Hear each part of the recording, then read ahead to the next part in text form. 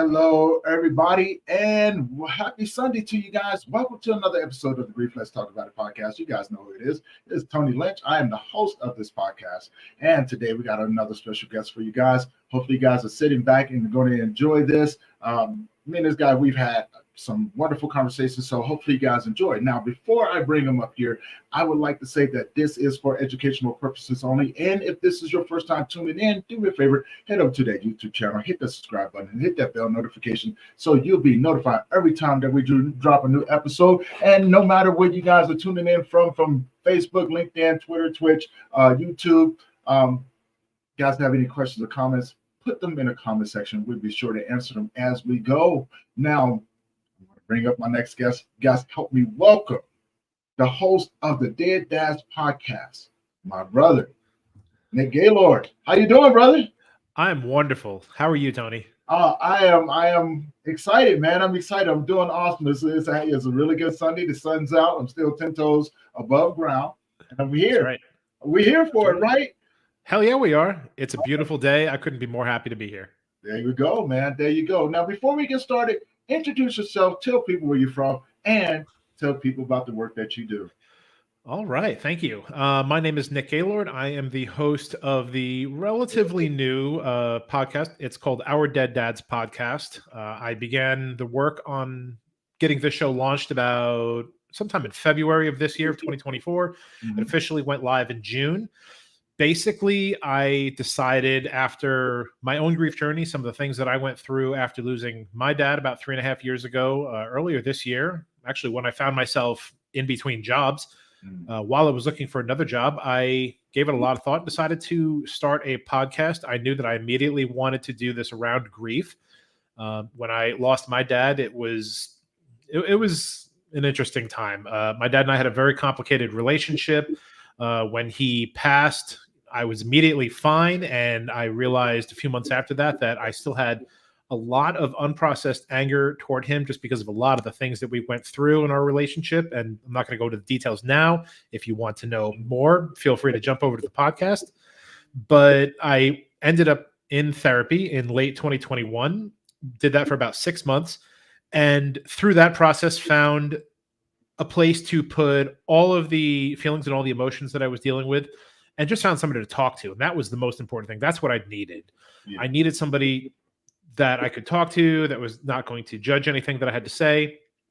And we got through it. We really did a deep dive into everything, but it got me into a much better place. It got me to a point where I was able to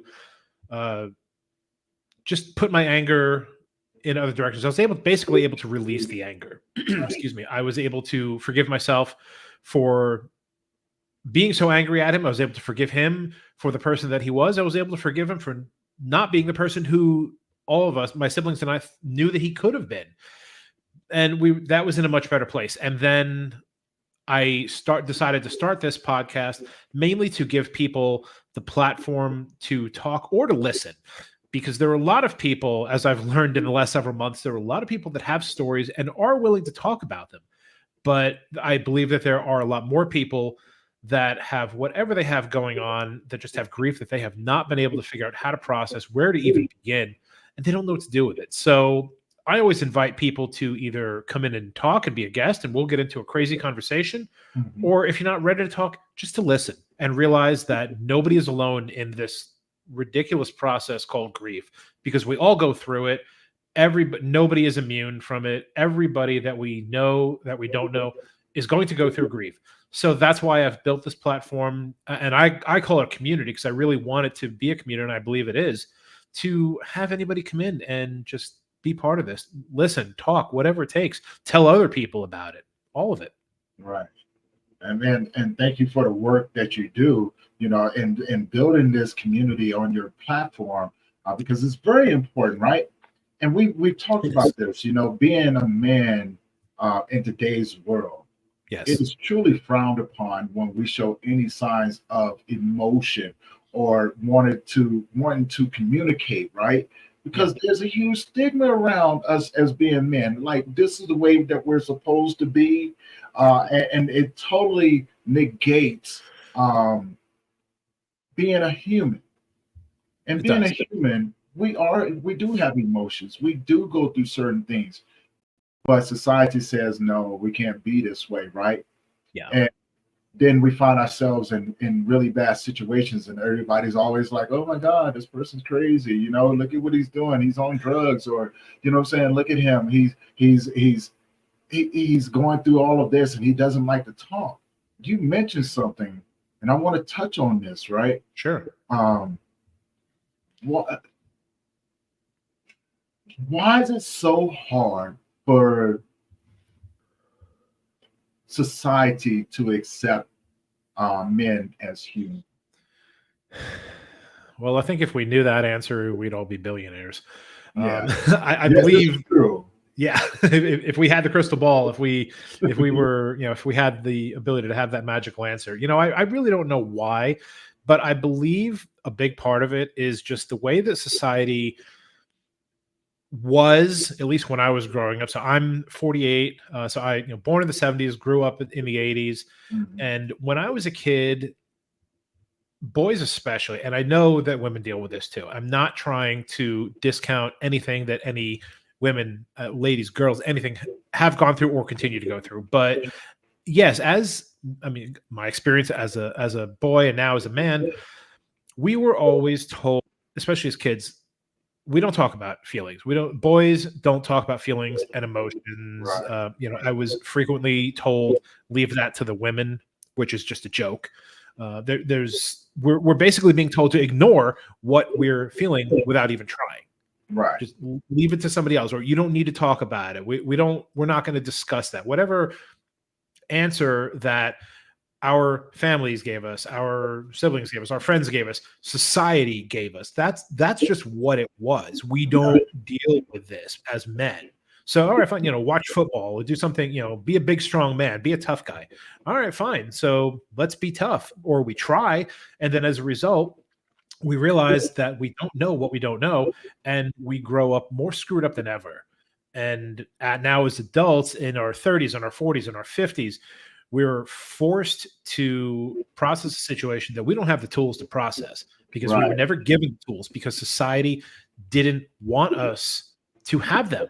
I don't know. I don't think anybody intentionally did anything to prevent us from having them, but just by saying, we don't talk about this, we have to be strong, we have to just suck it up, rub some dirt on it, whatever the expression is that we've all been told over the years, that's what we did. But by doing that, we didn't go forward. We didn't even stay where we were. We went backwards. And now we're realizing that there are ways of dealing with it. There are tools to deal with it. There are groups, there are people, there's therapy, there's whatever it may be.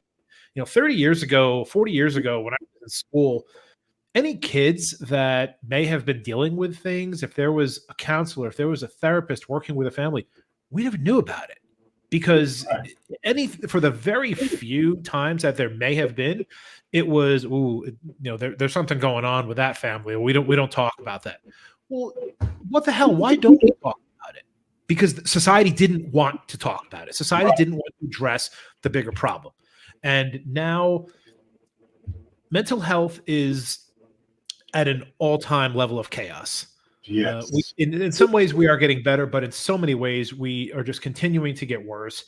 And even as kids and young adults and middle-aged and older adults are dealing with more and more mental illness or mental trauma, some people still want to just shun it. They don't want to. They want to pretend that it doesn't exist. They want to pretend that it's not real, or that it's their fault. They're the problem, not society. Well, no, it's just not the case. We need to, in society, to support each other. We need to help each other. And it like I said, it is getting better. I have only been in this area, in this realm, this world for about 7 months since I began preparing for the podcast. I had no idea what the hell I was getting into when I did, and I'm so glad that I'm here. I have been welcomed into the overall grief community with open arms, and I'm learning so much every day, and it's just going to continue that way. But still, there is so much work left to be done. People don't know where to get started. I didn't know where to get started in the beginning. Like I said, I thought I was just going to kind of go with one set of ideals, and I've realized that there's so much more to talk about. There's so many people that are screaming inside just to have conversations. And I was worried that there were going to be a lot of people that weren't going to want to talk. I was worried that it was going to be like pulling teeth. It's really not the case. There are a lot of people that don't want to talk about it, that think therapy is not for them or whatever. But there really are, I think, more people that can't wait to talk about it because they know that they need to. Right. But still, for the folks that are willing to talk about this, I'm thrilled to talk with them. But I still think the bigger issue is the ones that are not yet willing, that still think they can't talk about it. They shouldn't talk about it. Therapy is not for them. Conversation is not for them. Still be big, strong, tough guy, and I'll deal with it. It's all good. I'll shake it off. I'll deal with it at some other time. Really? No, you can't do that because there literally are people all around us that are being crushed by the emotional and then which turns into physical weight of the grief and the trauma that they're going through, that they feel like they don't have a way to discuss it or to process it. There are people that are taking their own lives because of the crap that they're going through. Yeah. How in the hell in this day and age in 2024 are we in a situation where people feel like they don't have an outlet, they don't have a place, a platform, whatever you want to call it, to talk about something? This has to change. This has to be stopped. We need to help each other. All of us need to do better. Yeah. And this is where it starts, right? I've been in this game now for 6 years. And I would tell you in the beginning, it was so hard. It was so hard. And I've had many of people come and tell me, this is not it. You know what I'm saying? Or they would say, like, you're not going to be successful at this. It's so hard to get men to talk. And right. First year and a half, Nate, I would tell you, I almost believed them because I thought I was doing everything possible to open up the doors to have conversations. I didn't realize, it didn't take. Well, I didn't realize how much work I had to do, right? And I'm not saying that I regret anything. I'm glad that it opened up the doors for me to put in the work. Absolutely. Right. You know what I'm saying? Because it taught me so much about myself.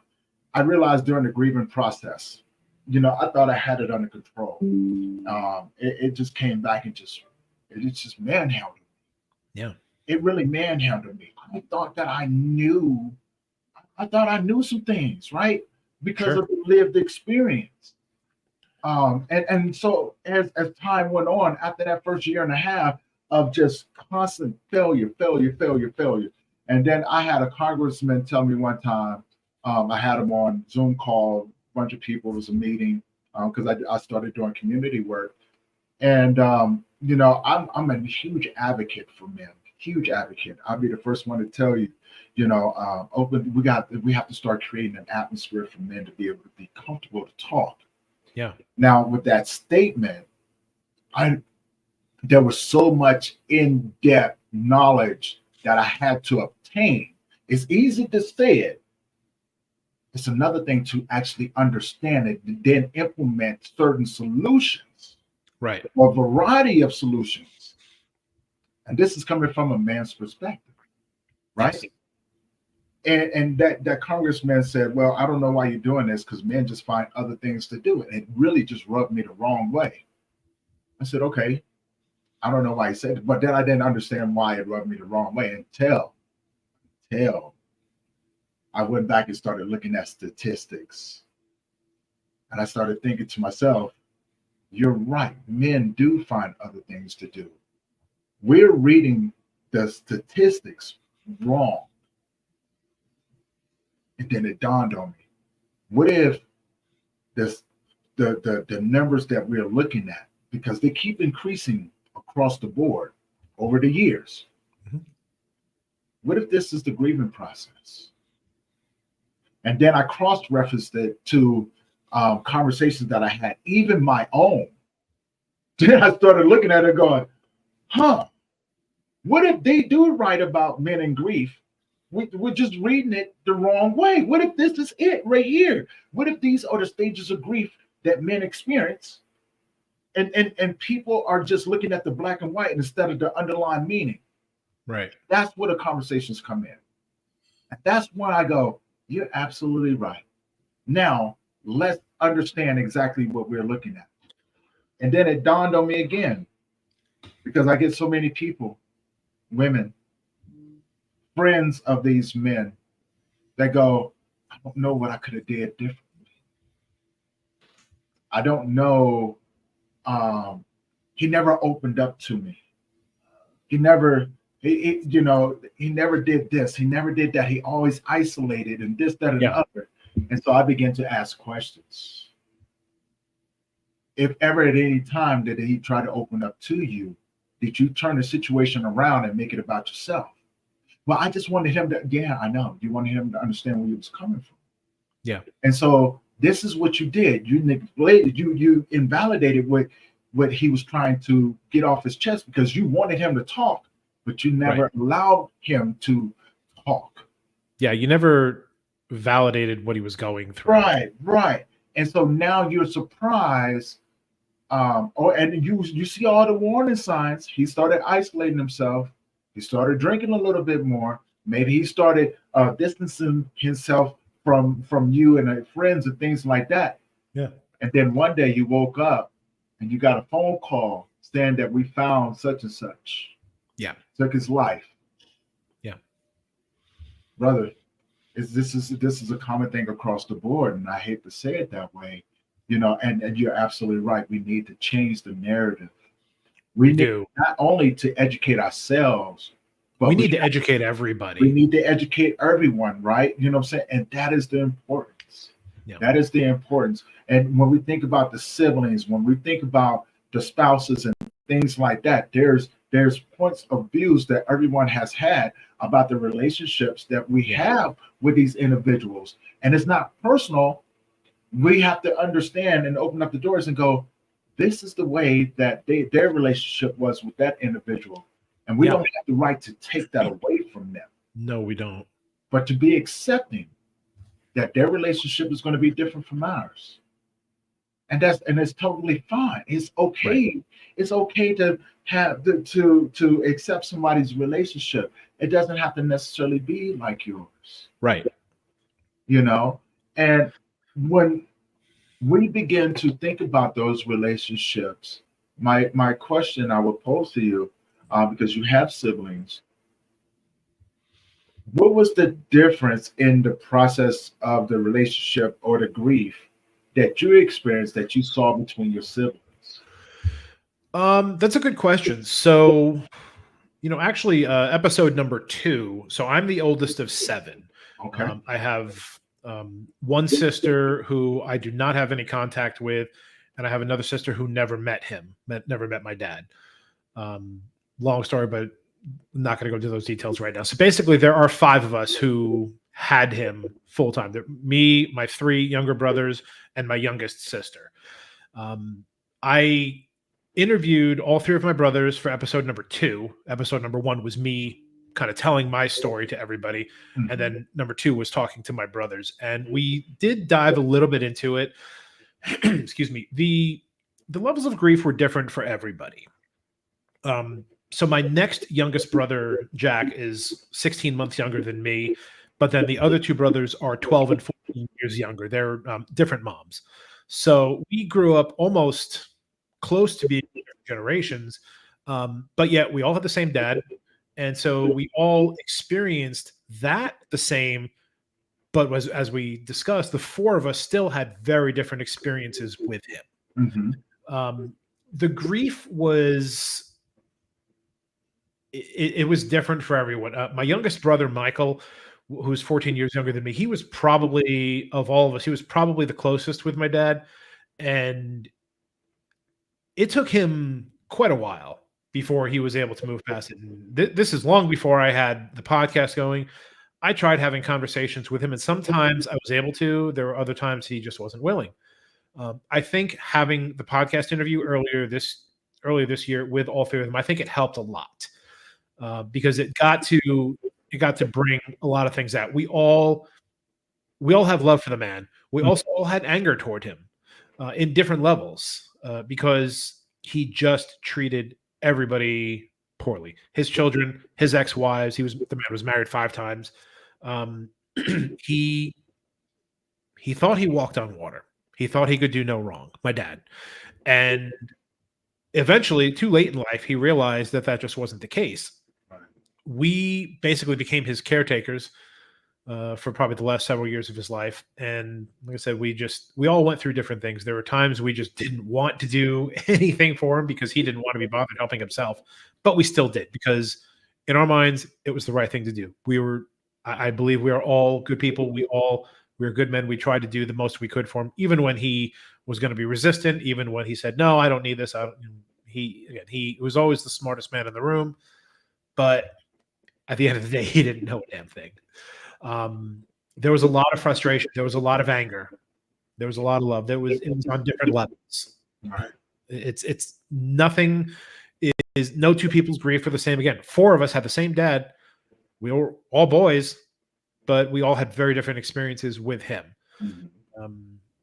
I would say, for anybody who wants to hear a little bit more, please go to episode 2 and you'll hear all about it. I mean, it was like a 2-hour interview. We got into so many topics. We also were able to talk about some things that we enjoyed. We were able to talk about some of the things that are still very big parts of our lives that are so because of him. So it wasn't just about dealing with the bad, because there was plenty of it to talk about. But we were also able to see the good sides of him, the good things that he gave us. We were able to kind of compartmentalize everything and see that he was never going to change. If he had lived another 25 years, he wasn't going to change, which is basically why we know that we needed to address the things that weren't so good, but that's also why we have all made choices to hang on to the good things, because it's either that or you're going to drive yourself crazy. Right. And that's kind of what happened with me. I was driving myself nuts, dealing with a lot of anger that I had toward him after he died. I was just kind of having, like internal conversations, but I was getting pissed off at him for the same things that he did forever. But of course, the big difference was I couldn't talk to him about it because he's dead. So I'm just having a conversation with myself. And then I started snapping at other people, snapping at coworkers, snapping at my wife. My wife is the one who said, you need to talk to somebody. And I did. But I also know that not everybody has the support system that I had. Aside from my 3 brothers, I also have 3 very close friends. Episode number 3, because their dads are also gone too. The 7 of us are really tight. We all got into so many things, and we've all had each other to lean on over the years. But what we've also realized is not everybody has that. Sometimes people don't even have one person that they can talk to, that they can confide in. And frequently, if you're going to have that one person, it's maybe sometimes it'll be your spouse or your sibling or a friend or a coworker. But quite often it needs to be a complete stranger. My wife and I have been married for 18 and a half years. We have an unbelievable marriage, but I also knew that, not that I couldn't talk to her about these things, but it's just that was like I needed somebody who was removed from the situation. Right. That's why I saw it. But people are going to say, oh, therapy is not for me, or it's too expensive. Okay, yeah, you know what? It sucks, and we can have an entirely separate podcast interview about the crappy state of medical care in this country, but that's not what this is about. So if therapy is too expensive, or if you don't have medical insurance, then start looking in other places, because there are other resources.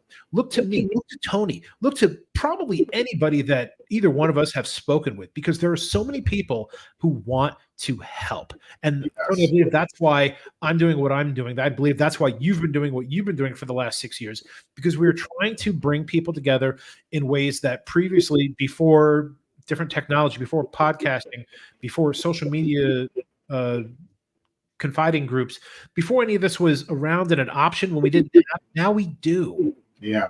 And at this point, who's not on Facebook or Instagram or TikTok? One form of, there's very, very few people who are not on anything. Yeah. I don't even know if I know a single person. But there's so many resources out there. We just need to we need to, I guess, help people understand that there are other ways of dealing with things. You do not ever have to feel like you are alone in this world. You don't have to feel like you don't have somebody to talk to, because what I've tried explaining on my podcast is, even though the details of your, and I don't mean you, I mean anybody who we're talking to, the details of your situation that you went through may be unique to you. Like whatever specific experience you had, yes, that is unique to you. But the overall high level situation of what you're going through is almost a guaranteed certainty that you're not alone. You are not the first person ever to go through whatever it is that you're going through. Right. So talk to people, find someone. And if you really think that talking to a complete stranger on social media or a podcast is so absurd and it's not for you, I've got news for you, friends. You're wrong. It's absolutely for you. There's no reason that you can't talk to a stranger. I mean, when you go to therapy, are you choosing a therapist because it's your friend or because it's somebody you know? No, you're choosing a therapist based on their qualifications that hopefully they can help you through the situation that you're going through. Well, why is social media, why is podcasting any different? By the way, this is free. You don't. Well, I'm not going to take your insurance card if you want to have a conversation with me. Right. So, yeah, we need to. I mean, we need to just continue doing this work. I believe we're doing very valuable work. You, myself, and everybody in this community that we know, we're all doing incredible work. But not that what we're doing isn't enough, but I just still feel like it's not enough because not enough people know that these resources exist. I think we are doing so much work, and I don't want to say that, you're not doing enough or I'm not doing enough. I believe we're doing so much because anything specifically that maybe you and I aren't doing, maybe other people are doing it a slightly different way. Right. There are resources available. There are. Anybody who says there's not, you haven't looked. Not you haven't looked hard enough. You just haven't looked. We're all together. I want to add to that as well, right? You know what I'm saying? Because I do get it I do understand, right? You know what I'm saying? When people go, I can't find anything or this, that, and another. When I first started this, being a male that just came into the grief field, it was kind of unheard of. There wasn't too many men out there doing the work, right? You know what I'm saying? Yeah. To have the conversation. So it was kind of like a strange concept. Right. And so, and there wasn't a lot of support out there for men. There was a lot more for women and everything. So it's easier for women to go and find it. Yes. You know what I'm saying? Especially during COVID, because everybody was online. Right. Throughout the course of time or the years, I have to say I'm impressed. These organizations have popped up. They are out there doing good work. But now they're learning a valuable lesson, the same lesson that I had to learn when I first started, is that you're going to have to work. Yeah. There's a lot of work that comes into there, and people are skeptical. Individuals are skeptical. Now, we all put in a lot of work in order to get to where we are, in order to start to change the narrative. Yeah. Now, here's the other challenge that comes along with that. There's people trying to compete with others for a spot that they don't have to compete for. So they're quick to step on somebody's neck or push them down, you know what I'm saying, and sweep them under the rug and everything. And they don't realize they don't have to do that neither. Right. Just like yourself, when we have podcasts and things like that, I'm a firm believer. I want you to promote yourself.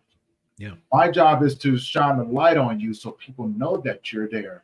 And you know what I'm saying? These videos, these podcasts are forever. The other challenge is when people do go look for support, they're looking for that lived experience. How do you know what I'm going through? How can you relate to me and on those different levels? And talking from a place from I've experienced a lot of different losses. Yeah. And each one is different. Yes. Each one is different, but all of them, I will say the same, that has been consistent across the board. every last one of those losses took a piece of me that had to go back in and heal, right? And then there was other parts of me that I neglected that I had to go back and heal. Yeah. It's hard work. It's really hard work. It's funny you mention that, because I actually, I don't know, a month and a half, 2 months ago, had a gentleman reach out to me. He had lost both of his parents, but his dad particularly had a very rocky, turbulent relationship with, and way worse than anything I went through. Like there was physical abuse involved. His dad used drugs. It was a bad situation. And one of the questions he asked me is, well, why should I talk to you? How are you qualified to help me? And I said, you know what? I'm not entirely sure that I am. I said, I'm not a therapist. I didn't go to school for this. He's like, well, then why are you doing this? I said, I'm doing this because people need help, because people feel like they're alone and they don't have somebody to talk to. I said, I've never, ever put out there that I'm a professional or I'm a therapist or I'm trying to cure anybody, because I haven't, and I never will say that. I'm trying to help people based on my own experiences, the experiences of those around me that I have been part of, and the experience of those that I have spoken with. I said, there's no guarantee I can do anything to help you, but I said, but what I can do is I can get the conversation started. Because, like I said, and I told him, I said, the answers probably lie within you. We just need to get to what those answers are. And the way to start doing that is, excuse me, the way to do that is to start talking. And I told him, I said, at this point, it sounds like you've been very unwilling to talk to a lot of people. I said, so that's what I'm trying to do. I said, I'm not trying to fix you or give you a magic pill or anything like that. I said, I just want to start the conversation and let's see where it leads. Right. But then we had some back and forth, and he's like, well, what if it doesn't work? I was like, well, what doesn't work? Like, what are you trying to do? But he was looking more for like a therapist, like a professional opinion. And I said, look, like, I'm not entirely sure that I'm the right person for you to be speaking with. I said, I would love to. I said, but if you're looking to me for therapy, I said, I can make recommendations, but I'm not the therapy guy. Right. And I think he was expecting a little, excuse me, a little too much out of it. And unfortunately, we didn't end up doing an interview. He just, I don't know. I'm not really sure what he was expecting out of it. And I feel bad. I reached out to him a few weeks later and I said, look, if you decide you want to have this conversation, I would love to. If you need some recommendations for people that you could talk to who have more experience professionally in this field, I can gladly point you in some directions. But I never heard from him. And I hope that gentleman has found somebody to talk to, because based on the details that I do know, it was not a good situation. And that's, again, a situation where, I don't know, for some reason, people are just afraid to talk, or whether it's afraid, unwilling, whatever the word is. There's plenty of words that you can fill in that blank, but yeah. I don't know. Here's another thing that I'd like to throw out there. So you alluded to this. I'm sorry. No, go ahead, please. I'm going to elaborate on that just a little bit, just to shed a different side to it. Yeah. But go ahead, and I'll jump in and begin to put some of these pieces together. Sure. Because I think sometimes we see things and we negate the situation, right? Mm-hmm. You know what I'm saying? The in-depth situation. And you did. You did everything right. Right. You know what I'm saying? You did. But I want to add to this, because I've seen this as well. And maybe this will help shine some light on that. And you know what I'm saying? Go ahead. So the one other thing that I wanted to throw, this is actually based on something that you said earlier, where the case that you were saying, when somebody was trying to talk to somebody, but they were making it more about them, they weren't really helping the person. There's a gentleman that I interviewed a few weeks back, and actually his episode is coming up in the next few weeks. So since it is coming up, I would like to mention it, because I think this is a tremendous resource for anybody who, not necessarily for your own situation, but if you know somebody who is dealing with loss or grief. His name is Mark Lucero, Lucero. He wrote a book that was published recently called What to Say When You Don't Know What to Say, Loving a Friend Through Grief. Yes. So I was introduced to Mark through mutual friends of ours that we knew when my wife and I lived in Texas. And we got to talking, had an initial conversation, and then I did an interview, and I mean, I read the book before the interview, and it was absolute gold. There were so many things in there, to ideas of what you could say for somebody that is dealing with a new grief situation, or maybe even a lingering grief situation. It talks about what to say, and it also talks about some of the things not to say. For example, one of the things that everybody typically says is, well, they're in a better place. What the hell does that do for the person that you're talking to? Because number one, regardless of what anybody believes religiously, spiritually, anything like that, the simple truth is we don't know what's on the other side. Nobody does. Right. We believe what we want to believe may be out there, and we hope that there is a better place where those of our relatives and friends who have passed are, hopefully. But the simple truth is we don't have factual evidence of that. So why is everybody's first line, well, they're in a better place? What about the place of the person that's grieving? That person is in a much worse place. And the last thing that person needs to hear is they're in a better place. Because the only thing they're thinking is, well, I'm stuck in this shitstorm here dealing with my grief. So what does that do for me? So that's just like one piece of the puzzle of some of the things that Mark talks about in this book, of things to say and things not to say.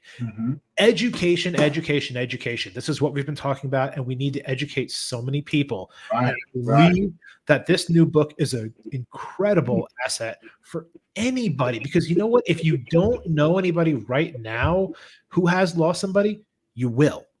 Unless if you go first, you will at some point. Hopefully not soon, but at some point in your life, you will. So if you can read this book, and if you can be provided some tools and some information that you can use to hopefully comfort somebody else and help them to feel better, why wouldn't you do it? It doesn't have to be a friend. It doesn't have to be a family member. It could be a coworker. But yeah, people need to be able to feel their feelings. They need to have those feelings validated. Like when somebody is crying, don't just give them a tissue, because that makes them feel like they have to stop crying. Let them cry. Let them talk. Let them just hold space for them. There's so many things we can do, but so many of us just don't know. And again, these are things that I didn't know before I started. There are things that you didn't know before you started. It's all about learning. It's not trying to be perfect. It's not trying to know everything. It's just trying to help who we can, how we can. That's true. I want to add to that too. Please. So when I find that when people say things like that they're in a better place, let's break it down a little bit. Sure. You know what I'm saying? Because they mean no harm. Right. They don't. It's not coming from a bad place. Right. It's not coming from a bad place, but what they do, they remember the person that you used to be before this happened. Yeah. They're doing the best that they can with what they have to work with, right? So no one wants to see somebody that they care about in pain. So in their mind, they're offering words of comfort, not understanding the sting that comes along with that. Yeah. And it's easy to take these things personal. Trust me, I know. You know what I'm saying? I think we both know, right? You know what I'm saying? And so sometimes you have to look at that and go, thank you for that, right? No more, no less. Right. Understand where they're coming from, because they want you back to the person that they knew. Right. I understand it, because not everybody has experienced that particular type of loss. Now, and when I say this, right, I compare. Well, I don't compare. I look at one of my very many losses, the one that impacted me the hardest, from a parent's point of view, which was the loss of my son. Right. And it really opened up the doors, because I did take things personal in the beginning. I was like, why would you say this to me? Yeah. And I had people come to me and go, well, you know, I understand what you're going through. I lost my pet, or you know what I'm saying? I understand what you're going through. I lost, you know what I'm saying? I lost my parent, my mom, to this, that, and the other. And it almost rubbed me the wrong way, Nick. It really did. It almost rubbed me the wrong way. Well, no, I'm not going to say that almost. It did. It made me isolate, because I was like, why? You know, like this, there's no comparison. There's no comparison, right? There's not, because grief is not linear. But now here's where it gets a little bit more where within having grace within that. Right. In their mind, if a person doesn't have kids, their pets become their children. So Sure. relationship is kind of relatable. Although, you know what I'm saying? But who are we to tell them that it's not? They're doing it, they're coming from a place of compassion Yeah. and understanding, because in their mind, that was a family member. And Right. you can't take that away. This is where grief says, have a little bit of grace. It definitely is. And I understand, and you're right, and I don't disagree with you at all. I mean, look, I'm actually in that situation. My wife and I, again, 18 and a half years, we did not have human children. We tried for years, it didn't happen. It is what it is. I mean, we understand we're not the first, we're not the last. Right. We have a cat who we've had as long as we've been married. She turned 18 in May. Luckily, she's in amazing health, especially for an 18-year-old cat. She's in a healthy state for a cat a third of her age. But when that day comes, I'm going to be inconsolable. It is going to be a horrible, horrible day for me and my wife, because like she's our baby, right? You know, she's our kid, and it's going to be a terrible time. But at the same time, I also know, even before I ever got into this industry, into this field, I know that I can never, ever, ever say, well, you know, yeah, I mean, I recently lost my cat. I know what you're going through. No. Right. Honestly, Tony, even if God forbid, if I had ever had a human son who passed, and then, you know, I met you and you're telling me about your son who passed, I still am in no position to say, I know what you went through. I can understand the pain of losing a son or losing a child, but I don't know what you went through until you tell me.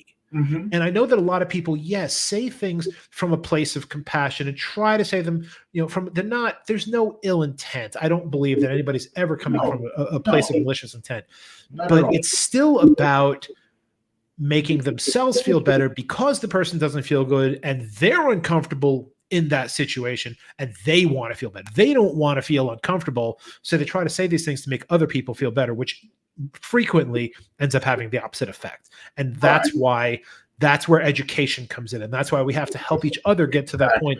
It's not a matter of saying, you know what, you're a friggin' moron. How could you say that? No, don't say that. It's about, listen, I understand where you're coming from, but let's talk about some other things, because that might not have been the best thing to say. And let's talk about why.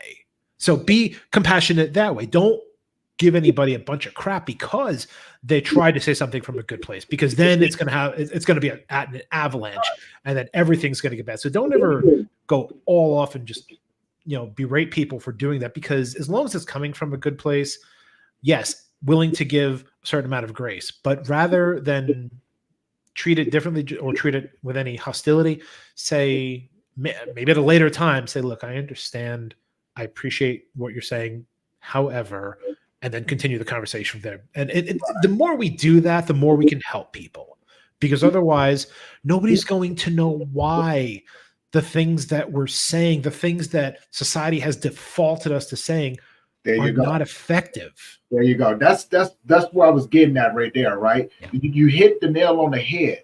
You hit it on the head. This is what society teaches us, right?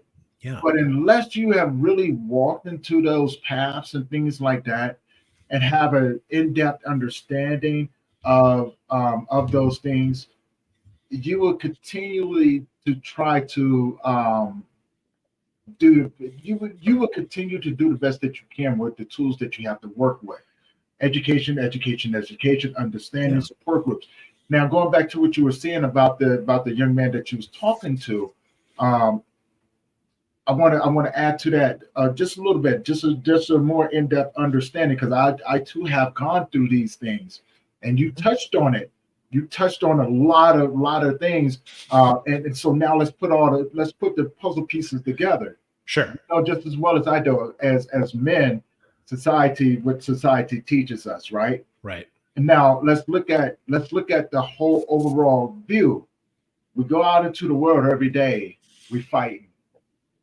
You know what I'm saying? We go to a job that some of us don't even like going to, but we have to provide, right? We have to deal with sometimes a butthole or asshole of a boss and things like that. And we take this because we have a role to play in this world, and we just take it. Then we come home. And you know what I'm saying? Whether if you're coming home by yourself or you're going home to a family and things like that, now your role is father, right? You know what I'm saying? You already there to provide, but now you're a protector. Now you have to be a problem solver. You know what I'm saying? The wife is going through some things. You know what I'm saying? Maybe just a really good girlfriend or something like, I don't know the situation. I'm just putting it out there to help expand the scenario. Right. But you got kids, right? The kids are going through some things too. They're looking for daddy for solutions. Yeah. They're not, basically whoever, when you go home, whoever your person or people are. right. And they're going to dump that on top of you as well, right? And they don't know what you've gone through out there in the world because they have an interpretation of you being their superhero. Yeah. They want you to be their superhero. They don't want to believe that you out there getting your butt handed to you on a day-to-day basis. Right. So now let's look at the situation with the young man. How many times has he been told, you know what I'm saying, like no one cares? How many times has he been made to feel as if, you know what I'm saying, the world doesn't care about him? Life beats up on us, right? So this is where I go, okay, I get it. You're right. I may not be the one for you. I may not. But having a conversation, you know what I'm saying, is a whole different thing. I'm not asking nothing for you. Hell, I may not even have the right solutions for you. Right. But having a conversation leads to be able to open up the doors. See, I would rather sit with you in your darkest moments because I'll be like, look, what I can offer you is me to be able to shut the fuck up and let you be able to talk. Right. Maybe let me, you know what I'm saying? If you would like, I can just come and visit with you. I don't know what you're going through, brother. I don't. Yeah. But if you allow me to be able to sit with you in these moments right here, it's an honor. But if not, I totally understand.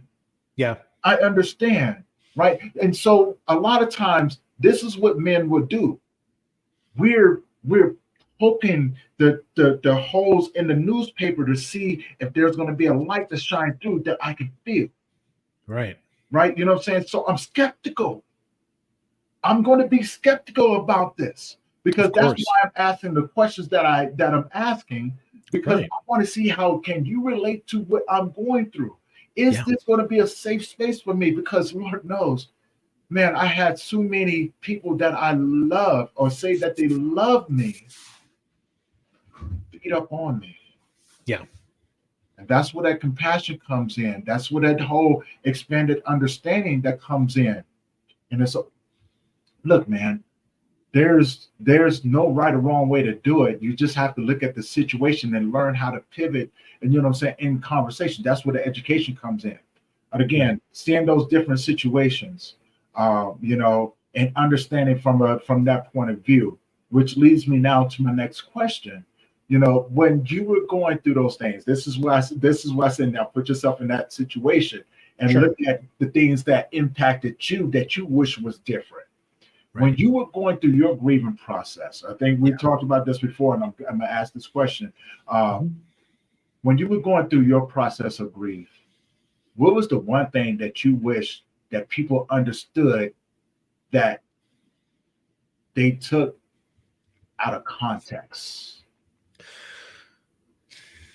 That it is possible to have sadness and to grieve somebody that you had a generally shitty relationship with. Right. Everybody, like at my job, not that I'm broadcasting it from the top of the building or that I'm ever keeping it a secret, but if it comes up in conversation, then it comes up. Everybody who is, you know, kind of in my inner circle knows, like when my dad was alive, knew we didn't have the best relationship. They knew what it was. Mm-hmm. But actually, here's something. So he died in 2021, he died on May 8th, which was a Saturday. We ended up not coming up for the funeral because we were living in Texas at the time. We ended up coming to New York for the funeral. The funeral was on May 20th, so 12 days later. Now, they didn't really need to do an autopsy because, I mean, this was just chronic illnesses and everything. Like, I mean, it was amazing he lived as long as he did. It's not like he died suddenly. They didn't have to figure anything out. He was in congestive heart failure for 3 years. Like his heart finally, it was done. Right. And he was going to be cremated. So at least from that perspective, that was somewhat easy. My siblings and I talked like that day, that morning, that Saturday morning. And, we spoke with the guy with the funeral home. And by the way, the funeral arrangements had been made before I ever moved to Texas. That one, I'm so glad that I did. I basically made my dad do that because I said, look, you have 7 children and you're never going to get all of us to agree on every detail of everything when it comes time for your funeral. So you have the resources. We're going to go to the funeral home. You decide exactly what you want, how you want things done, and then we're just going to execute your wishes. And we did that. So this way, when it happened, we knew what had to be done. It was all in writing. So it was just a matter of calling the guy at the funeral home and saying, all right, he's passed. Do whatever you need to do for the process. Right. My siblings and I all spoke, and we agreed for a couple of reasons that there was no major rush to get this process going. Like obviously he had to go to the funeral home, had to be cremated, all that, but there was no major emergency to have the funeral 2 days later. And also, like, my wife and I had looked at flights and the costs were absurd. Like we were going to basically spend like $3,000 on round trip tickets if we had flown out the next day, as opposed to a week and a half later, they were normal prices. And I said, like, look, I can't take a ton of time off. Like, I'm going to take what I can, but like, is there really a major emergency? Like, do we really need to, spend $3,000 on plane tickets just so that we can have this funeral? And of course, everybody said, no, not at all. So we all agreed, like, I mean, I hate to, use dark humor, but I mean, I really don't because I'm fluent in dark humor. Right. He's dead. He's not going anywhere. Right. So like, especially once he's cremated, like there's not enough crazy glue to put him back together. So he was going to be there. It was just a matter of the waiting process. So we all agreed. We fly up on the 19th and that was it. So like, we were all fine with that. A lot of people at my job were like, what do you mean you're not getting on a plane? Why? Like when I called my boss, like, a few hours later on that Saturday, and I said, look, this is what happened. My dad passed. And he said, I'm so sorry, take off as much time as you need. I said, no, like my siblings and I have already spoken. We're like, the funeral is going to be like in a week and a half. I will be at work on Monday. And he's like, what do you mean you're going to be at work on Monday? He's like, why? I'm like, what else am I going to do? Like, for now, there's work to be done. Like if I was getting on a plane, different story, but nobody understood. And like, there were a few people that were like kind of questioning me, like, why aren't you going to New York? Why aren't you being with your family? Like, we've done this. Like, also, this wasn't sudden. He didn't just like, he wasn't great one day and dead the next day. This is something that we had expected for a long time. Mm-hmm. So the grieving almost, through all the anger, the frustration, and all the joking and everything else had kind of already started. It was like a little bit of like some anticipatory grief. Mm-hmm. It's obviously not the same as when it actually happens. Nonetheless, when it happened, all right, yeah, like we're going to figure out, we're going to get through it. But like that was, I guess, a big thing that was misunderstood is a lot of like my coworkers were like, why aren't you going to New York now? Like, why are you here at work? Because this is where I need to be right now. Like, not because I needed to be at my job, but because my boss said, take as much time as you need off. But I didn't need to at that moment. Right. I needed like the funeral parts of that process were all, the wheels were turning. Everything was in motion. I wasn't getting on a plane. What am I going to do? I'm going to sit home for a week and a half and do nothing? No, honestly, my dad and I didn't have that kind of a relationship where I was distraught and I was heartbroken and I was so lost without him, as some people do, but not everybody does. So yeah, what did I do? I went to work and I worked until I was getting on a plane. And then once we were up there for the rest of that week, yeah, I was off and we did what we needed to do. And then after that, I went back to work. So, it's not because I was ignoring it. And I've said many times in the podcast that don't ignore your grief. Don't try to outrun your grief. Right. I don't believe I was ever ignoring it. We were very open. We were all talking about everything. Mm-hmm. But again, it didn't make financial sense for me to get on a plane the next day. There was no reason. He was dead. He wasn't going anywhere. We were all talking. We were all having conversations every single day. And we were all okay. I mean, everybody that we had that, in that group and my family, we all have things going on and we were fine with letting it wait for a week and a half. So yeah, I guess maybe that would be the answer. People were just like, couldn't understand how, like, oh my God, I can't believe you're not going with your family. Like, yes, I am. I'm just not doing it this minute. I think the big thing is, and I'm glad that you brought that up. You know what I'm saying? Because it really just puts everything in a perspective. Yeah. You know, because not everybody has that wonderful relationship with their parents. Right. Not everybody does. And so when you talk to someone who does have that relationship with those parents, good relationship and things like that, it's inconceivable to think that you don't make that a priority.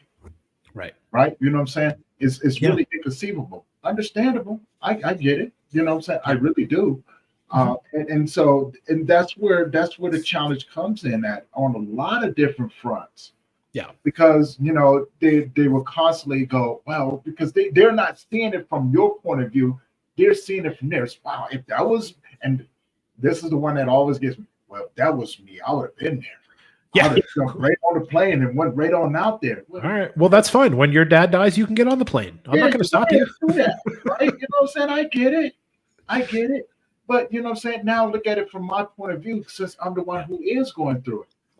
And this is where that education comes in, the do's and don'ts. Right. Don't compare your situation to mine. Right. Right.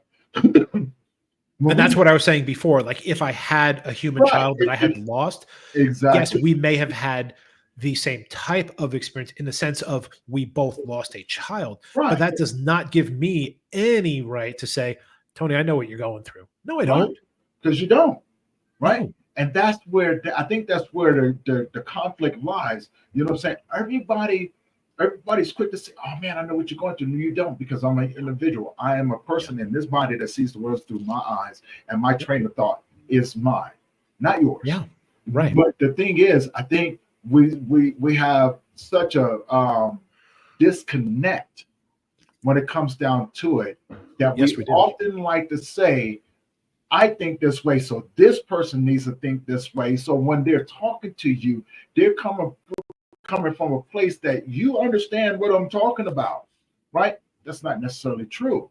You know what I'm saying? And that's not true no matter what, no matter how you look at it. But that's where the conflict of interest comes to. You cannot agree to disagree with someone without having an argument, because your way, another person's way, especially if they're gung-ho about it, their way has to be the way of thinking. When it comes down to support groups, this is why I tell people, get with someone that can go with you to these support groups. And if this doesn't work for you, you know what I'm saying, you have someone with you that you can get up and just kind of walk out with, right? It's a matter of finding your tribe. And when you do, take into consideration, ask yourself, what are you trying to get out of these groups? Right. Is it going to be a group where it's a free fall, where you can just go in and talk, you know what I'm saying, et cetera, et cetera, et cetera? Yeah. Or is it one of those that you're looking for something more structured, that they do programs, et cetera, that you can be involved in and be around other people? You know what I'm saying? Are you looking for a place where you can build relationships with of people that can walk with you? These are some of the just a small aspect of the factors to put in, right? Yeah. There's a whole multitude of things to go inside of there. And like I said, after 6 years, I'm still learning how to. I'm still learning these different things, these different tools and resources. Yeah. And that is one of the main reasons why I love doing the podcast, because I tell people, if ever you need support, you know what I'm saying, go in and look at these, you know what I'm saying, and reach out to them. That's why I have everybody's information. Hey, reach out to them, right? You know what I'm saying? And that's the reason why I love having these conversations as well, because the conversations actually opens up the doors, and you know what I'm saying, so people can relate to what you're talking about. And that's where those relationships come from.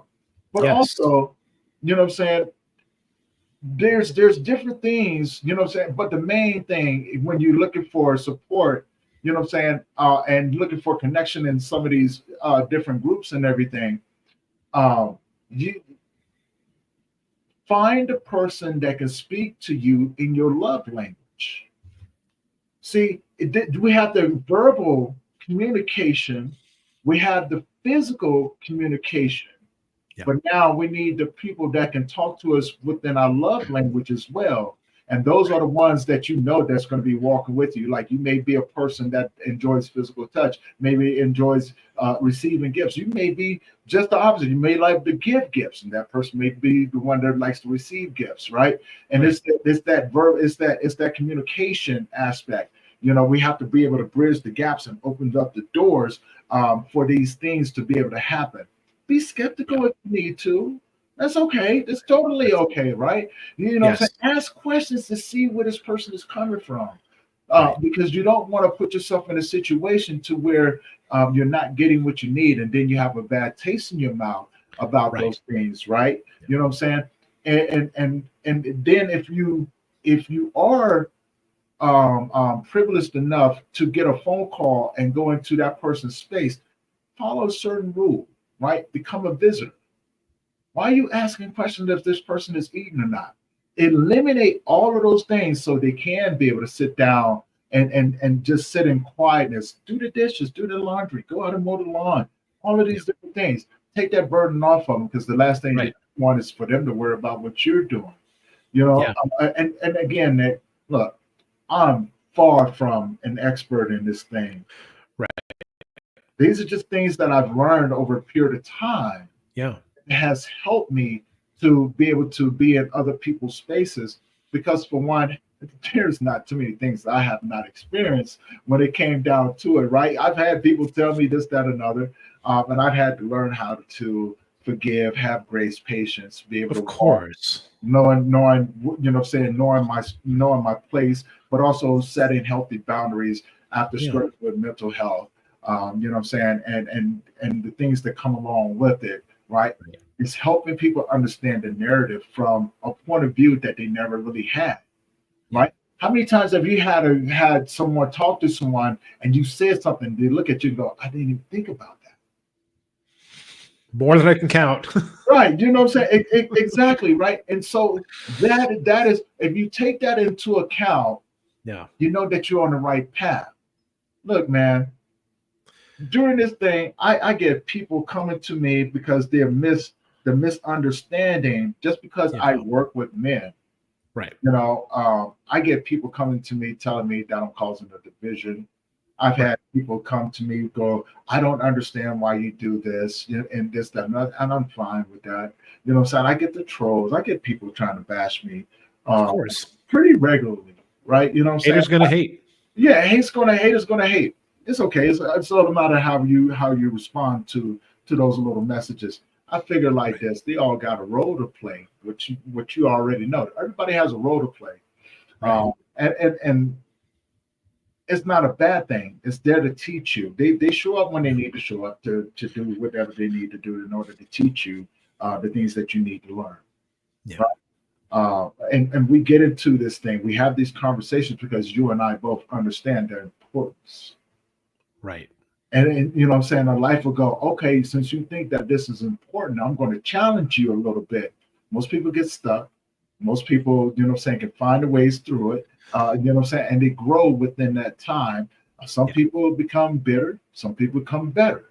You know what I'm saying? But we all going to experience it at some point. That's the one universal thing about this beautiful thing that we call grief, right? Yeah. I do find it beautiful. Remember, we talked about this before. Yes, we did. And I agree with you. Right. You know, It's look, beautiful. It's it a is. beautiful thing, right? Because Yeah. it makes you more human um, as time goes on. Yeah. Makes you It does. a human It being. also makes you vulnerable, but you know what? Vulnerability is not Right. bad. Right. It's not bad.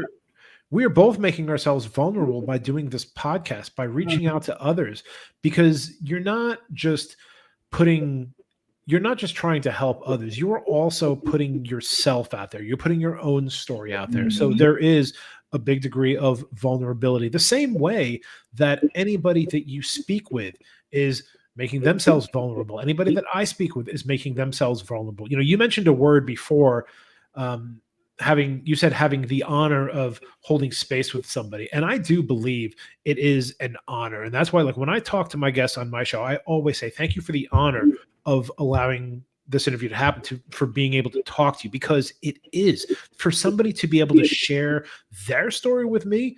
I mean, as I said before, like, who the fuck am I? Like, I'm Right. People don't know me.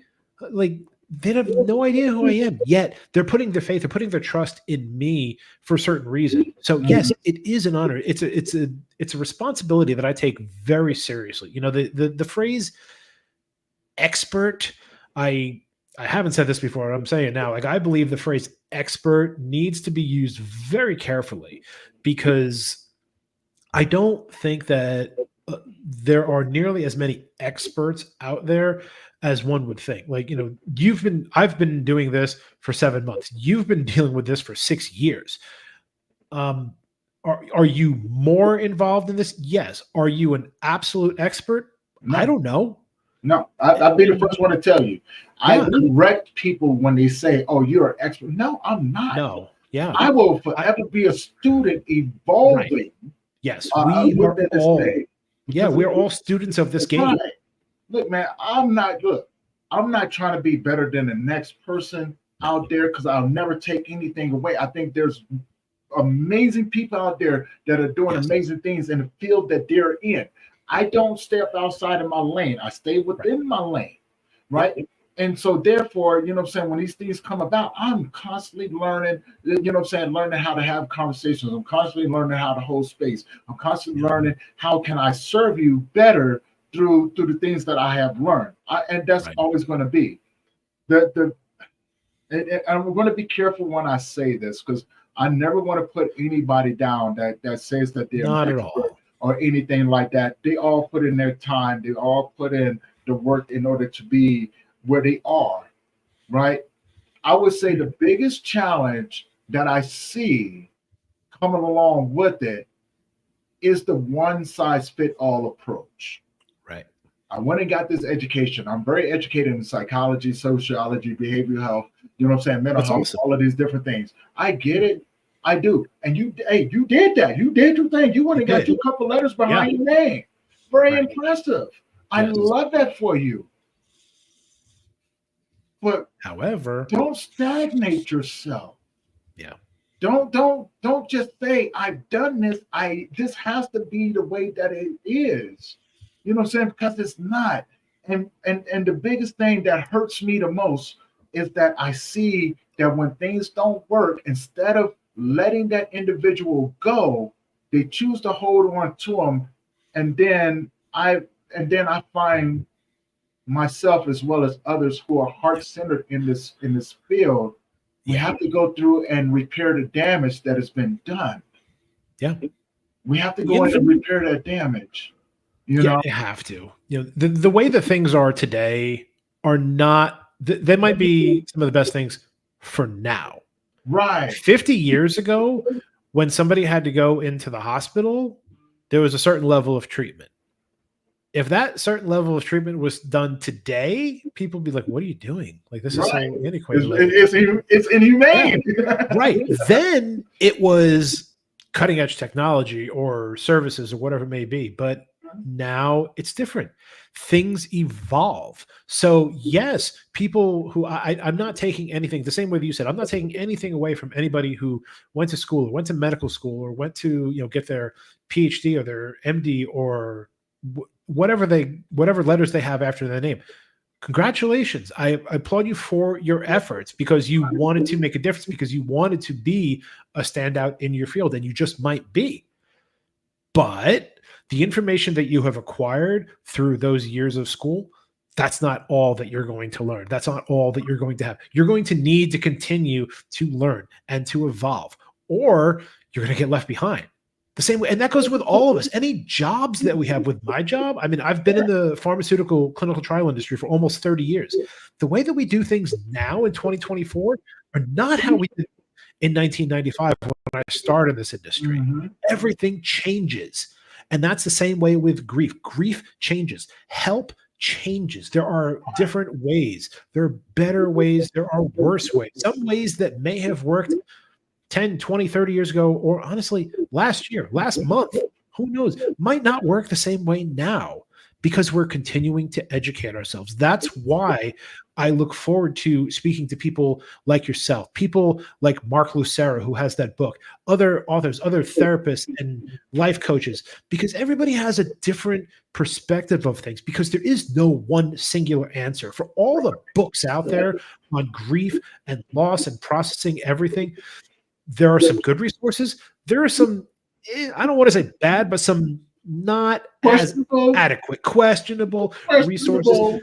Yeah, they're there. And look, this is why you have to do your own research. And it's honestly with anything else in life, whether it's medicine, whether it's politics, whether it's religion, you have to do what works for you. You have to proceed in a direction that works for you. Don't assume that because somebody told you something, or you read something on Facebook, or your neighbor who's 30 years older than you told you something, don't think that that's the way it is just because they're older and they're wiser and they're more experienced.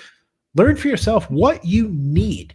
When you're on a grief journey, like you talked about the groups, that like when people want to find groups or, organizations that they want to be part of, Facebook groups or what have you, figure out what you want and what you need from that before you jump into it. Just blindly do it and then bitch and moan when it's not what you wanted. Well, what did you expect? Oh, well, I thought it was. Okay, well, you thought it was. Did you do any research to indicate that you might get this from them? Well, no, but what? Like, why are you going to settle for anything?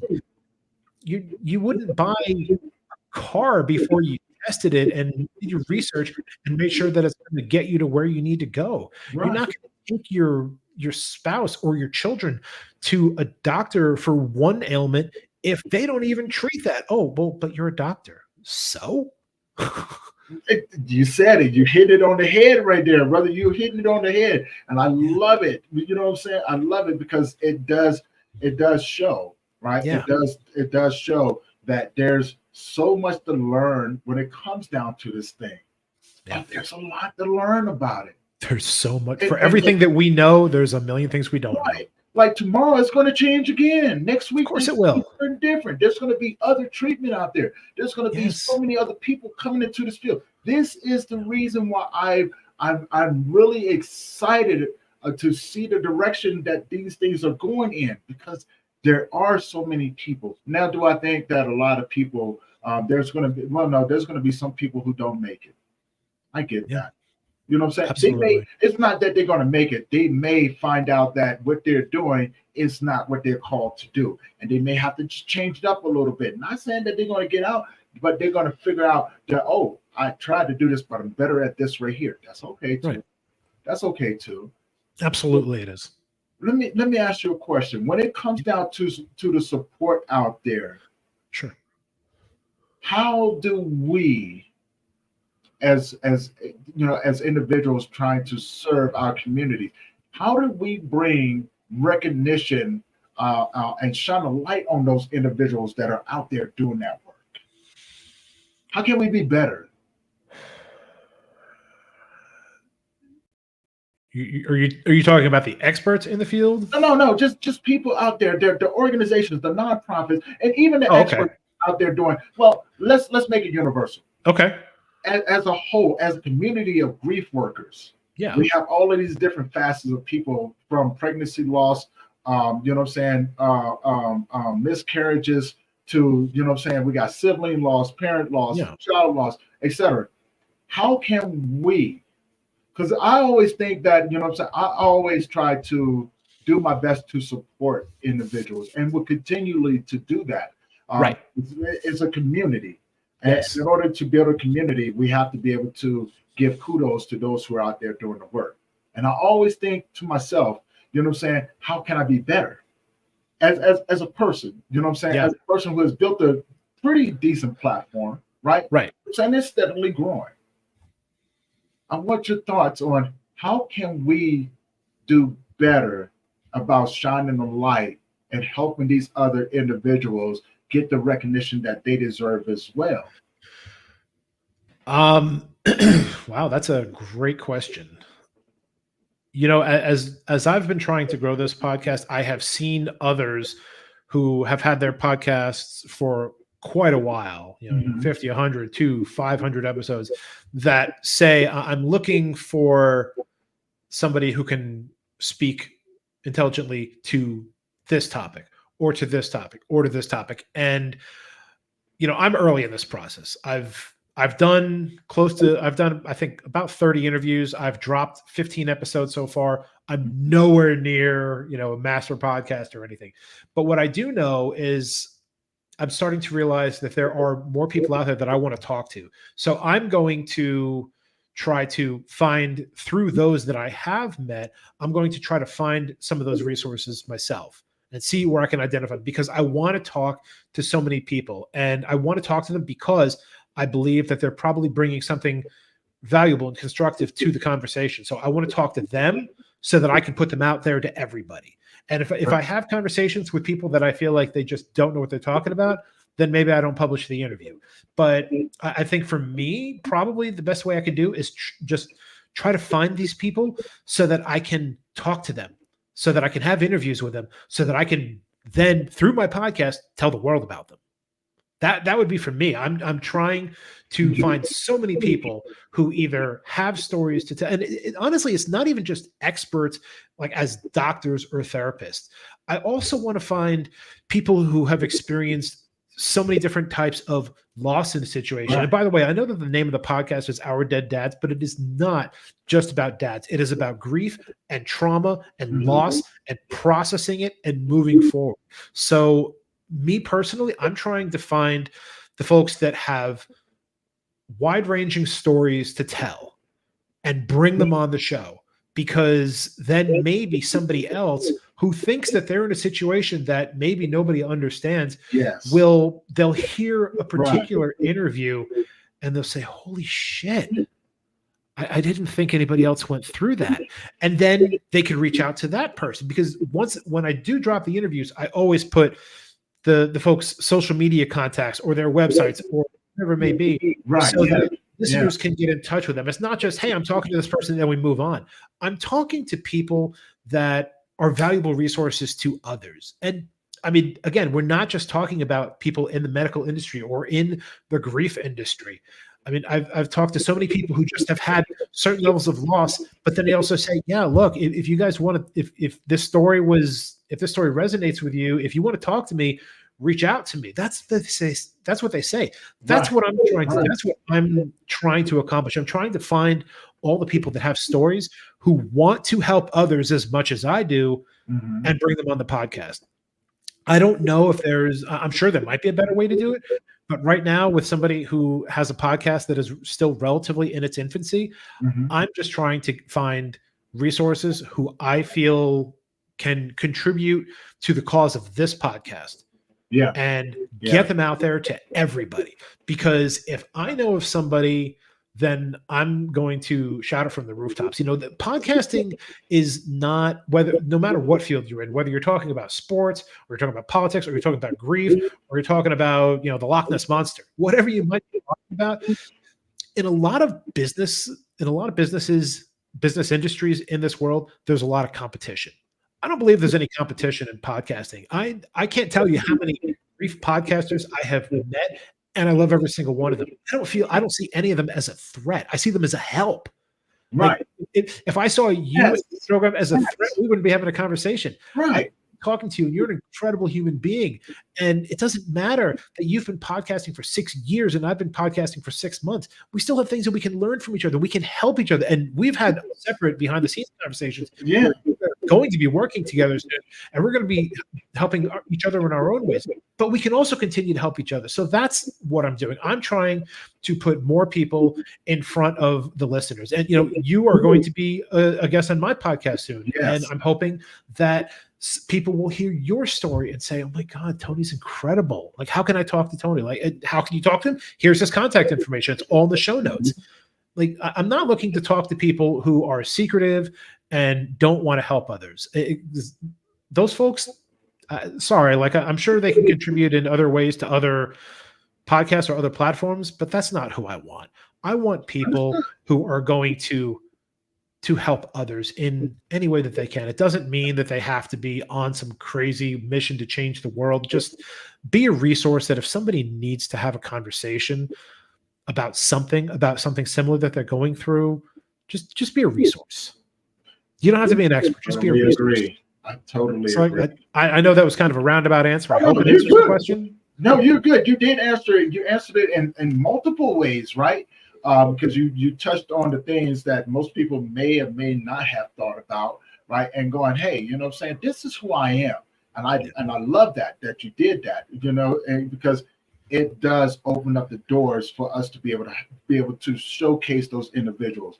Like, you know, like I don't ever look at the situation or the work that I do as an individual thing.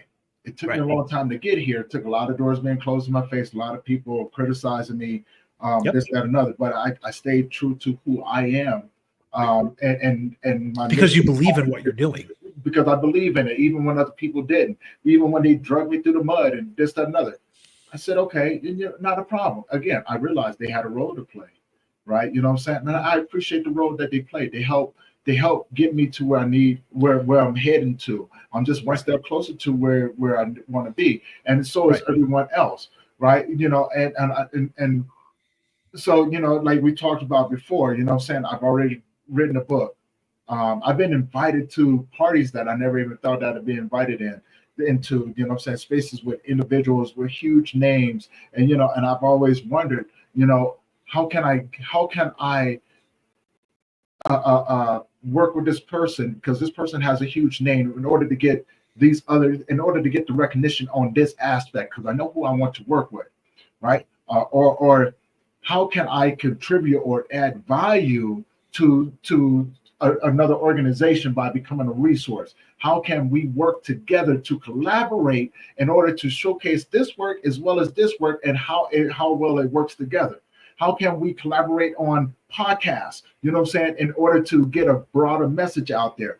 These are the things that go on through my mind, even with the magazine, right? You know what I'm saying? I just recently started talking about that. Like, I'm going to drop this magazine. Why? Because, brother, man, I know what it's like to have started something and feel so alone in this world, you know what I'm saying, and having to fight against the grain, having to go against everything and fight and continuously fight, even when the doors were open, even when, you know what I'm saying, people doubted me, you know what I'm saying, even those that I loved that doubted me told me I was going to be successful. You know what I'm saying? We all experience these things, so I'm not taking away from anybody's experience. I'm just saying I have walked this path for some time, and I would love to use my experience to inspire those who are coming up in this field. If you see what I'm doing and you think that that's impressive, you know what I'm saying, it's not impressive.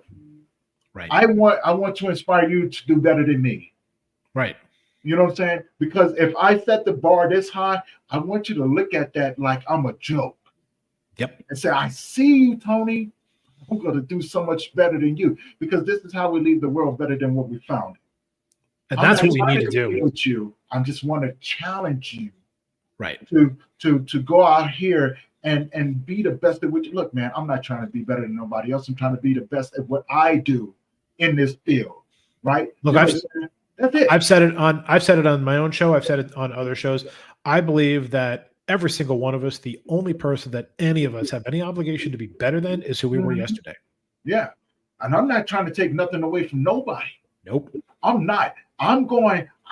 Even with my colleagues that I've known for years and years and years, I see them back there and I see them fighting to even get a toe into the light.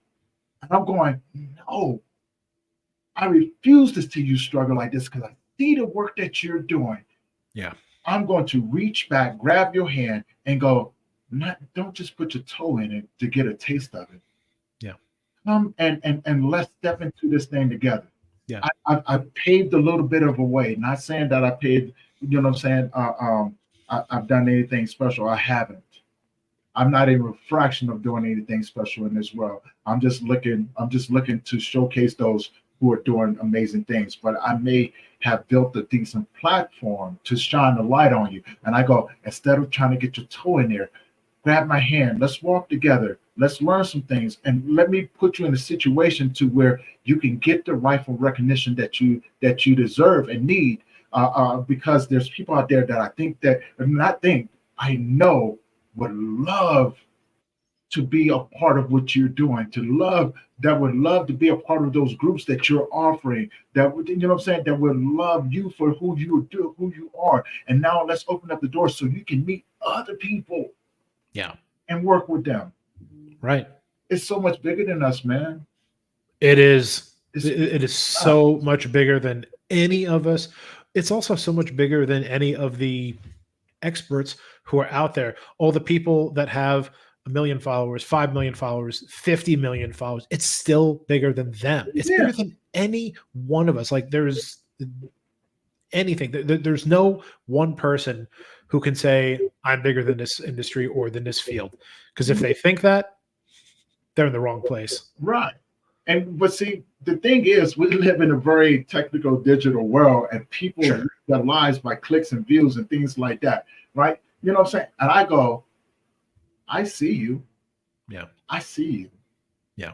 Would I like to have 50 million followers or subscribers and things? Yes, I would. Sure. I would. Right? Because that means that I'm doing something good to get it on out there. And I always encourage people, look, if you know somebody who can benefit from it, please share this with them. You know what I'm saying? If you want to get a hold of Nick, go back and look, I got his information right there. Go over there and check them out as well.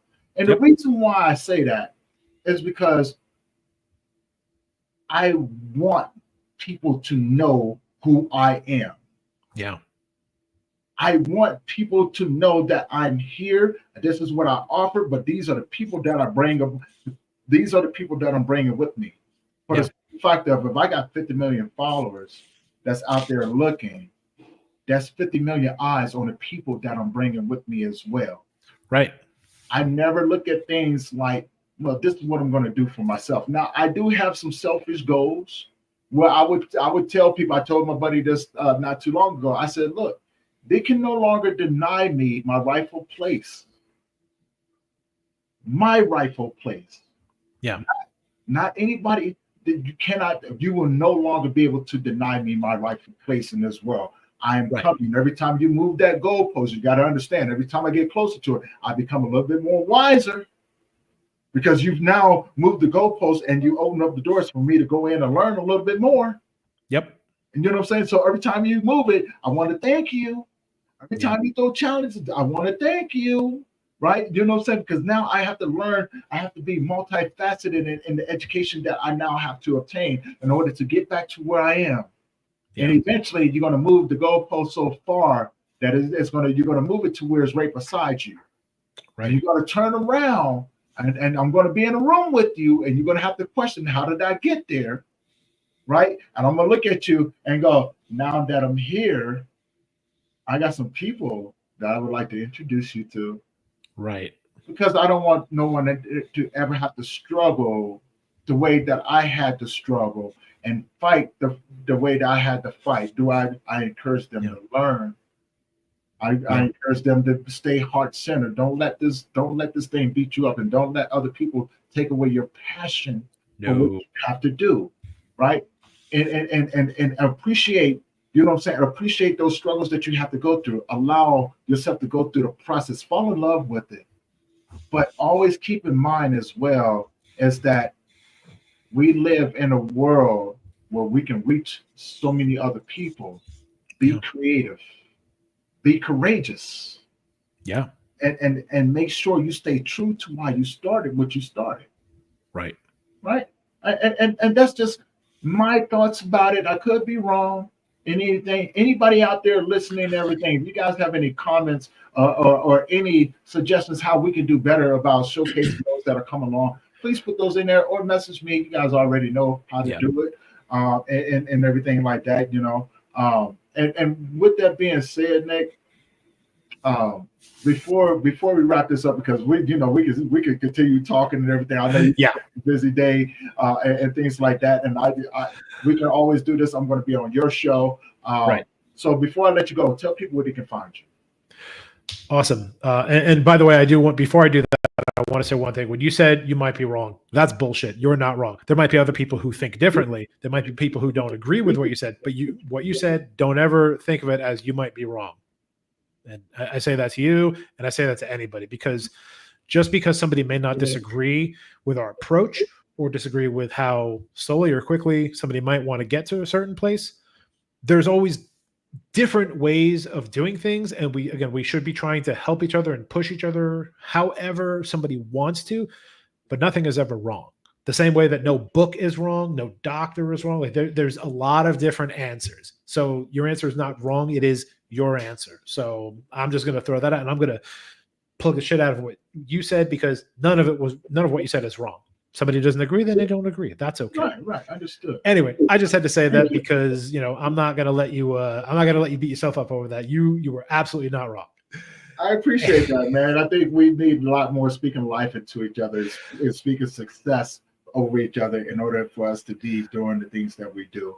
And definitely. I do beat myself up a lot because, like you, I'm always exploring ways of doing more in the world, right? You know what I'm saying? How can I be better? How can I be supportive of those out here doing it? But also, how can we build a bigger, effective community in this world? Because the world needs individuals like ourselves, you know what I'm saying? And so many amazing people out there. We need that community to help our communities heal. Yeah. The world needs this. Our family and friends need this. Right. Those strangers out there that are looking for hope and struggling in their faith, they need this. Yeah. And in order for us to get to where we are as the human race, we need individuals that's willing to walk with them, to show them the path of healings, the multitude of paths of healing, and being able to walk with them. Those who don't belong in the field would soon dissipate. Yep. So we don't have to do too much about that. We focus on those who are still here and are still fighting for the communities. Absolutely. So anyway, sorry, I just had to throw that out there. I know you like to beat yourself up. I do the same thing. Yeah. That's why we have each other here, to make sure that when that happens, we don't do it. I appreciate that. To answer your other question, and thank you for asking this as well. Anybody who would like to listen to the podcast, again, Our Dead Dads podcast. And again, for anybody who may not remember the first time I said it, this is not just conversations about dads. We're talking about grief, trauma, loss, processing it, all of it. And by the way, not every conversation I've had has been a horrible conversation. I'll throw this out there very quickly. One interview that I did recently, spoke with a gentleman on Long Island who is the director of a children's grief camp. Now, of course, anybody thinks anything with children, they think it's got to be horrible. Yeah, the situations that they went through are horrible, but the work that this man did is so desperately needed. And I've had so many people say to me, I wish this existed when I was a kid. He's basically got a camp that works with children ages 7 to 17 who have lost a parent or a sibling. They have twice a year full weekend camps. The camps are completely free. The staff is entirely volunteer. Everything is funded through donations. It's incredible work that this gentleman is doing. His name is Paul Rubin on Long Island. The name of the camp is Camp Good Morning, MOURNING. Yeah. That's just one example. Every episode that I have, I believe, is has something to offer to everybody. So if you want to listen, you can listen on any platform, Apple, Spotify, iHeart, Amazon Music, all the platforms. You can find it anywhere. If for some reason you come across a platform that you can't find it, you can also go to my website, which is ourdeaddads.com. You can listen to all the episodes right through there. There's an episodes page. You can listen to each individual episode. You can listen to all of them. There's even there's a contact form if you feel that you have a story you want to tell. Under contact us, there's a be a guest link. Fill that out, send it to me, put a whole bunch of information in there. We might be having a conversation which might lead to an interview. There's a few ways. There's a few other great pieces there. At the end of every episode, I do a segment of random questions for every guest that have nothing to do with the content we talked about, just fun stuff to end all of the interviews on kind of a light note. If you like what you're hearing and you have some of your own random questions that you want to submit, there's a button on there where you can submit those as well. There's on every episode page, there's contact information, website, social media for all of the guests. If you want to reach out to anybody after you hear an interview, if you hear something that you think resonates with you, you can reach out to them. I would not put their contact information on there if they didn't want to hear from folks. So if you see it on there, you want to reach out, please reach out. But also, if you enjoy the show, please tell everybody that you know about it. I hope I'm putting out a great product, something that is valuable to people. Again, this is still relatively a new podcast.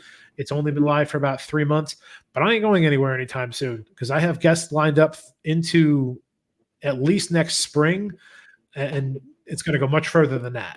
I am not going anywhere. I'm going to be here for a while. I really believe that there's a lot of work to be done. I'm truly honored at the response that I've gotten from the listeners, from the guests.